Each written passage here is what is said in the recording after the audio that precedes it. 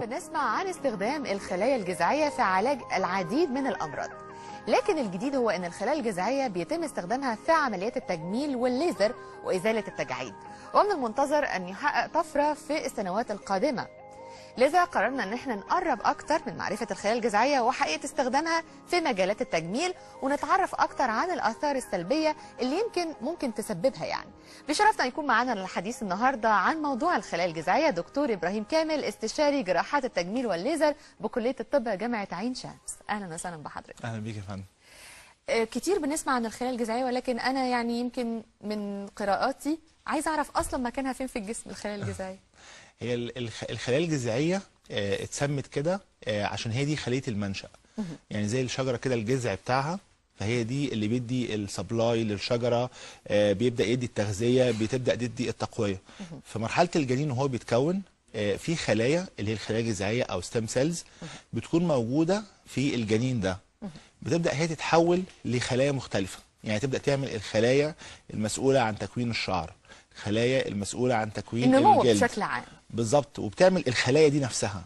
فبتلاقي ان الخلايا مثلا الكبد هي اللي بتعملها، الخلايا بتاعت العظام هي اللي بتعملها، خلايا المخ والاعصاب هي اللي بتعملها. فبالتالي بدات الطفره دي تحصل في مجال الطب عموما، مش بس في مجال الطب جراحه التجميل، بقت موجوده في الطب. وبدا الاطباء يدرسوا القصه دي. طب الخلايا الجذعيه دي قدم هي خليه المنشأ، يبقى احنا نقدر نعالج بيها امراض كتير جدا. صحيح.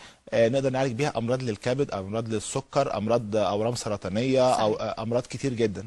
فلقينا ان في جراحه التجميل في مشاكل كتير جدا بتقابلنا نقدر نتغلب عليها عن طريق ان احنا نستخدم الخلايا الجذعيه دي. مثلا بدات الموضوع اساسا بمرضى الحروق. مرضى الحروق مشكلتهم في حاجه، ان احنا ما بنيجي يجي لنا مريض الحروق في المستشفيات تكون البشره اوريدي تاكلت، يعني حصل لها ضمور، يعني الجلد ما بقاش موجود خالص. صحيح. بنسبه كبيره جدا. في مرضى بيجوا عندهم نسبه حرق بتوصل 60-70%، بتبقى تعتبر كارثه طبيه ان هو يبقى عنده نسبه حرق 60-70%. فبالتالي بدأنا ندرس الموضوع. طب احنا ممكن نيجي نعوض ده ان احنا نعمل خلايا جذعيه ونحضر الجلد بتاع الانسان ده، فبالتالي نقدر نغطي المساحات دي. لان ربنا سبحانه وتعالى خلق الجلد عشان يحمي الجسم من الداخل عن طريق انه ما يفقدش اي سوائل او بروتين او اي حاجه ثانيه. وبالنسبه لنا احنا بقى كمان في مجال طب الجمال لجراحات التجميل، لقينا ان الخلايا الجذعيه ليها استخدامات ثانيه كتيره جدا ممكن نستخدمها. صحيح.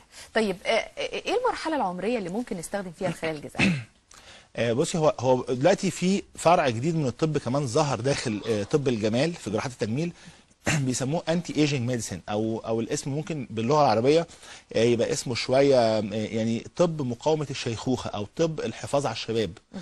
الطب دوت بقى ليه مؤتمرات في كل حته في العالم دلوقتي. يعني عايز اقول لك ان ممكن يتعمل 4-5 مؤتمرات في خلال السنه عن الموضوع ده.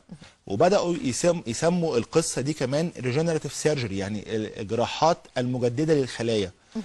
كل الحاجات دي بتتعمل ليه؟ عشان نقدر نبحث اكتر وندور اكتر الخلايا دي نقدر نحصل عليها ازاي، نقدر نكتر من عددها. لان هي مش مشكله الحصول بس عليها، ان احنا عايزين نجيبها لازم نحفزها ونكتر العدد. بالزبط. الموجود اللي جوه في الجسم. بالزبط. طيب يعني يمكن كنت تساؤلي برضو عن حضرتك طبعا كدكتور تجميل بيجي لك حوادث او كده، بيحصل كسر في يمكن في عظمه الفك، وليكن حاجه في الجمجمه. حضرتك ازاي بنستخدم الخلايا الجذعيه في التوقيت ده؟ في حالات كتير زي ما انت قلتي بالظبط كده. حالات زي كسر الفك مثلا، ممكن الكسر يكون كسر بدون فقدان في العظام. يعني الكسر لو جينا حطيناه جنب بعضه وحطينا شريحه ومسامير هنلاقي ان الكسر ده بدا يلتئم. في حالات بيبقى فيها فقدان في العظام مساحه معينه. هنا كنا زمان بناخد رقعه عظميه من منطقه ثانيه زي مثلا عظام الفخذ او عظام الحوض، ناخد جزء ونبدا نحطه في المنطقه دي نملى الفراغ ده. دلوقتي الخلايا الجذعيه التقنيات بتاعتها نقدر نخليه نحط من الخلايا الجذعيه في المنطقه ديت، فبالتالي تقدر هي تبني الخلايا العظميه في المكان ده، وبالتالي نقدر نغطي يعني الفراغ ده. بناخد يمكن عايزه بس اوضح للمشاهد العربي والمصري ازاي بنستخدمها. يعني دلوقتي مثلا زي ما حضرتك قلت ان في منطقه او سبيس مش موجوده بالظبط، فراغ. بناخد فراغ، بنقدر ازاي نكون الخلايا الجذعيه ونرجعها تاني نحطها في المكان ده؟ بنحصل على الخلايا الجذعيه مثلا ليكن عن طريق الدهون. اكتر مكان في خلايا جذعيه الدهون. هي الدهون. وعشان كده احنا في طب جراحه التجميل باقي فروع الطب بتحتاج لنا في الحكايه دي. احنا بنقدر نعمل شفط للدهون او شفط للخلايا الدهنيه، فبالتالي نقدر نسحب كميات كبيره من الخلايا الدهنيه، وبالتالي نقدر نحضر منها الخلايا الجذعيه دي. الخلايا الجذعيه ممكن ناخدها نبدا نحضرها ونحولها الى سائل نقدر نحقنه في المنطقه اللي فيها الفراغ دي، اللي فيها الفراغ العظمي دوت. أيوة. فبالتالي الفراغ العظمي ده بعد شويه يبدا يتكون ويبدا يعمل عظام في المنطقه ديت.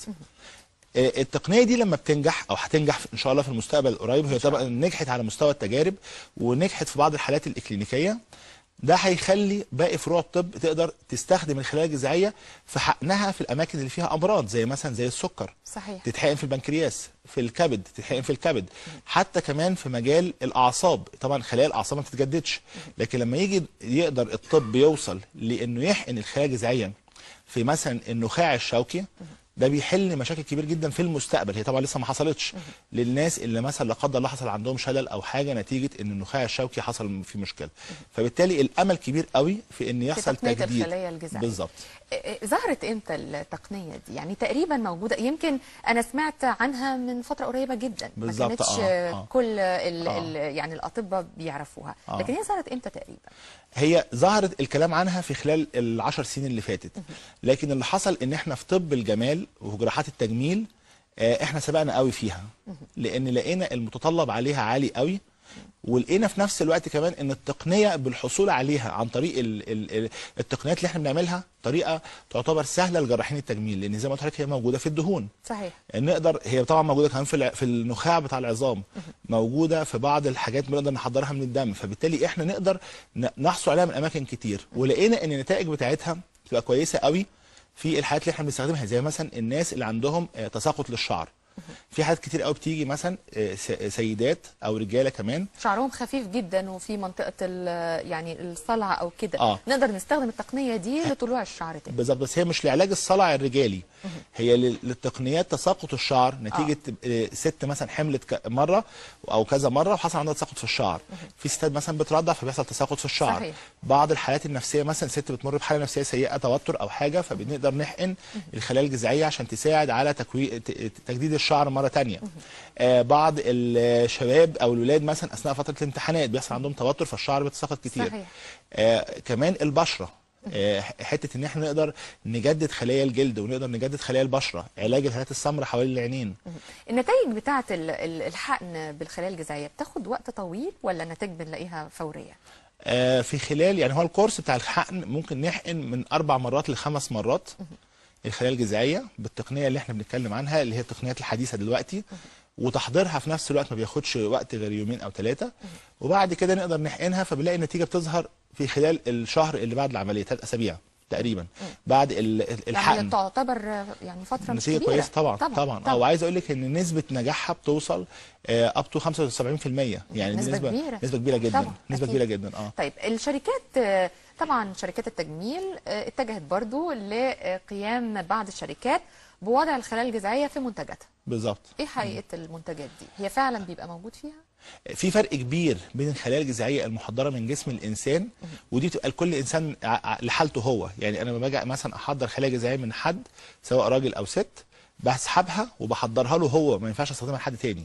طب إيه ممكن يعني لو حصل كده بيحصل انفكشن مثلا؟ ما ينفعش. لا يعني زي نقل الدم او التهاب يعني. بالظبط. زي حقن الدهون ونقل الدم والحاجات دي كلها، كل انسان لحالته هو. وبالتالي بقت لكل انسان حالته هو. طيب اللي حصل ايه؟ ان بعض شركات التصنيع الدوائي الكبيره بدات تستخدم الخلايا الجذعيه المحضره عن طريق البكتيريا او عن طريق بعض الحيوانات، طبعا ده تصنيع طبي معترف بيه في العالم. بتحضر الخلايا الجذعيه دي وبتستخدمها في صوره محاليل او كريمات، وبدات تنزل الاسواق الطبيه، الصيدليات، فبالتالي بدا يبقى عليها اقبال. احنا دايما بنقول ايه؟ ده مكمل للعلاج بالخلايا الجذعيه، لكن مش هو ده العلاج بالخلايا الجذعيه، لان في فرق كبير جدا بين ان احنا نحقن خلايا جذعيه او نعمل التقنيه ديت لانسان محتاجها فعلا لعلاج مثلا جلد اليد.